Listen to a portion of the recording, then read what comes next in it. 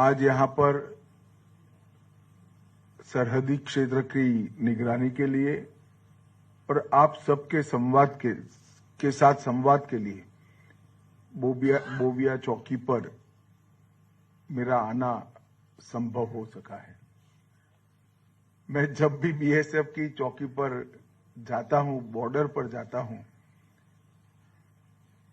चाहे कच्छ का रेगिस्तान हो, चाहे राजस्थान का रेगिस्तान हो, चाहे जम्मू कश्मीर का क्षेत्र हो, हमेशा आप सभी से कर्तव्य बोध और कर्तव्य निर्वहन दोनों गुणों को सीख कर वापिस जाता हूं कि अपने मन के अंदर लगन के साथ कर्तव्य का निर्वहन कैसे करते हैं, इसका सबसे उत्कृष्ट उदाहरण सभी सेवाओं में अगर कोई है तो बीएसएफ के मेरे जवान हैं जो सीमा पर लगे रहते हैं।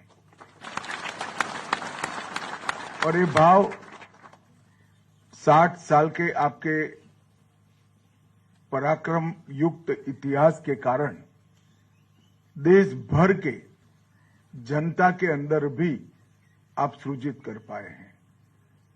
शायद आपका इतना संपर्क नहीं आता होगा, परंतु आज जब मैं बोबिया चौकी कठुआ पर आया हूं और कुछ सोशल मीडिया में मैं पोस्ट करूंगा, इसके नीचे की कमेंट्स आप जरूर पढ़ना। इसके नीचे की कमेंट देश के गृह मंत्री के लिए एक भी नहीं होती है, सारे के सारी कमेंट्स मेरे सीमा प्रहरियों के लिए होती है, इनकी बहादुरी और त्याग तपस्या के लिए होती है। ये बहुत बड़ी बात है। बीएसएफ ने 6 दशक में 1 महावीर चक्र, 2 कीर्ति चक्र, 15 वीर चक्र, 13 शौर्य चक्र और अनेक प्रशासनिक सम्मान प्राप्त किए हैं। देश की सीमाओं पर जब जब भी अतिक्रमण का भय आया, घुसपैठ का भय आया, बीएसएफ एक अभेद दीवार बनकर सटा रहा, अड़ा रहा और देश को सुरक्षित करने का काम किया है। अभी अभी ऑपरेशन सिंदूर में बीएसएफ के शौर्य और वीरता एक प्रकार से 6 दशक के इतिहास में स्वर्णिम अध्याय बनकर रहा है। उस कठिन घड़ी में भी आप सभी ने हम सीमा के प्रहरी है ये भाव को हमेशा के लिए उज्जवल रखा और बुलंद रखा। 118 पोस्ट और 3 आतंकी launch pad Jammu Kashmir frontier ने ध्वस्त किए और इसके लिए सब इंस्पेक्टर मोहम्मद इम्तियाज अहमद और सिपाही दीपक चिंगखाम उनको सर्वोच्च बलिदान के लिए वीर चक्र से भी सम्मानित किया गया है। हम सब के लिए ये बहुत गर्व का विषय है। 16 गैलेंट्री मेडल और अनेक प्रशंसा पत्र इसी दौरान हमें प्राप्त हुए हैं। जैसे आप सभी लोग यहीं सीमा पर तैनात हैं, देश के अंदरूनी हिस्सों में भी, चाहे मणिपुर का दुर्गम क्षेत्र हो, नॉर्थ ईस्ट के कुछ क्षेत्र हो या विशेष कर ओडिशा और छत्तीसगढ़ के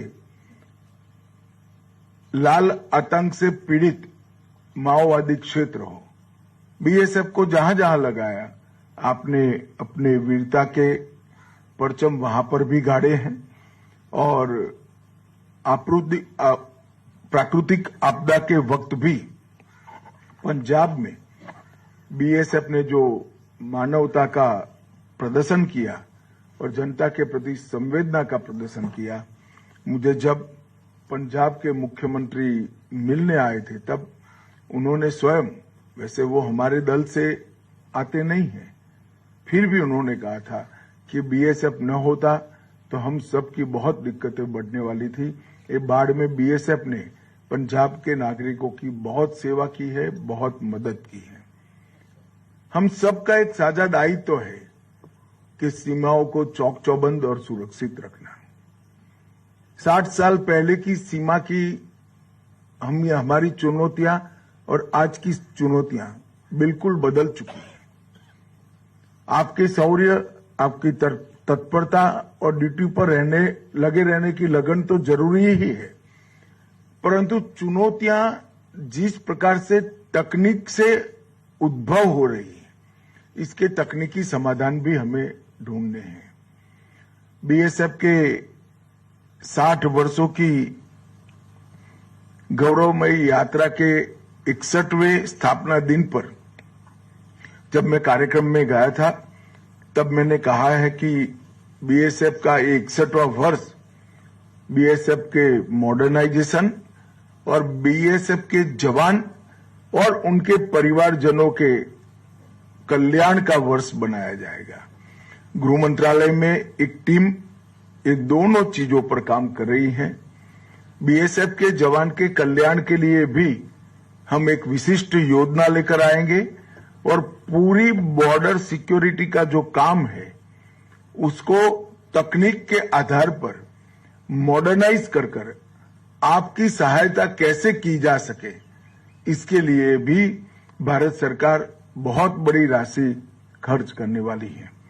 मैं आशा करता हूं कि बॉर्डर इंफ्रास्ट्रक्चर और प्रयुक्त उपकरण आपको ड्यूटी निभाने में बहुत मददरूप होंगे और आपकी ड्यूटी का अच्छे तरीके से निर्वहन कर पाए, इसके लिए आपकी कठिनाइयों को भी कुछ हद तक वो कम करेंगे। सभी जवानों को मेरी अनंत अनंत शुभकामनाएं हैं। पूरा देश आपके कर्तव्य के निर्वहन के भाव के कारण ही चैन की नींद सो रहा है और सुरक्षित महसूस कर रहा है। मैं फिर से एक बार 60 साल में बीएसएफ के जितने भी जवानों ने वीर गति प्राप्त की है, वो सभी को मन पूर्वक श्रद्धांजलि देकर मेरी बात को समाप्त करता हूं। वंदे मातरम। भारत माता की जय।